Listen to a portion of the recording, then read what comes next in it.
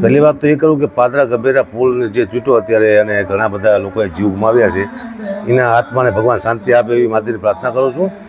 અને અવારનવાર આવી ઘટનાઓ બનતી રહી છે. આમાં તંત્રને બહુ ધ્યાન આપવું પડશે, કારણ કે 22માં પણ એક વિડીયો આવ્યો હતો વોટ્સઅપ દ્વારા કે પુલ જર્જરિત છે. આપણને ખ્યાલ હોય કે પુલ તૂટે એવો છે તો એને સ્ટોપ કરાવી દેવો જોઈએ, કારણ કે આપણી નાની એવી ભૂલથી ઘણા બધા લોકોએ જીવ ગુમાવ્યા છે. અને ફરી આવો બનાવ ન બને એનું તંત્ર ધ્યાન રાખે એવી હું વિનંતી કરું છું કે આપ શું ધ્યાન આપો ચોક્કસ, કારણ કે આમાં કંઈકના ઘર કંઈકના રોટલા અભરી જાય. આમાં નાના નાના બાળકો અનાથ થઈ ગયા છે, કોઈના દીકરા વહી ગયા છે, કોઈની મા, કોઈના બાપ. એટલે બહુ દુઃખદાયી આ પ્રસંગ છે.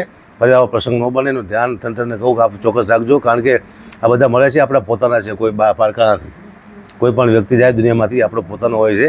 આપણે બધાને વહી જવાનું છે, પણ આપણે ધ્યાન રાખીએ તો સારું, કારણ કે આ પાપ જે થાય છે ને આપણા હાથથી, આપણે પુલમાં કદાચ કંઈક ખામી રાખી દઈએ, આપણે ધ્યાન ન આપી, તે બધાનું પાપ જે જાણતા હોય એની માથે જતું હોય છે.